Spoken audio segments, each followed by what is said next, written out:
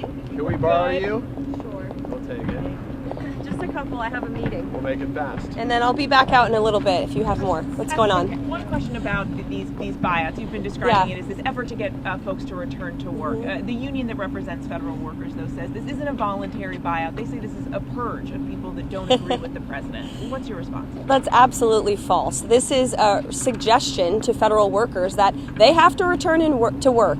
And if they don't, then they have the option to resign. And this administration is very generously offering to pay them for 8 months.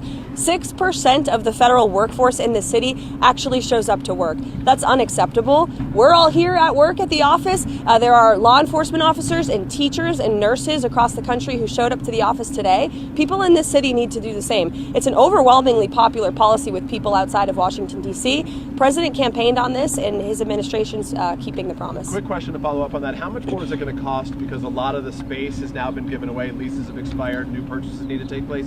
What will it cost to bring all those workers back to create the new offices they need? It's going to save tens of millions of dollars because this government has been wasting millions of dollars on empty office space. That is beautiful. I mean, look at the buildings in this city. They're gorgeous. They've been here for decades, and the American people are paying for them. And so we're going to make good use of the office space in the city by having these federal workers return to work. I would also add that the order simply directs federal agencies to come up with a return to work plan. And so this isn't a purge, and this isn't forcing every single individual in Washington, D.C. to return to work, only if they are able and, of course, within the law. One more quick one, if I can, about the defense secretary right now. We've heard that Pete Hegseth has now taken away the security protections that General Mark Milley has.